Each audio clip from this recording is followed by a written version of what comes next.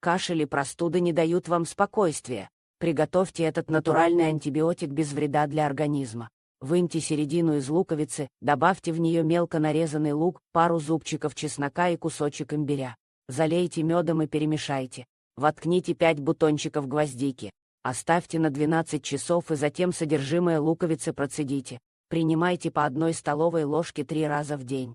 Этот сироп не только избавит от кашля, но и укрепит ваш иммунитет. В моем телеграм-канале еще больше полезных советов для здоровья.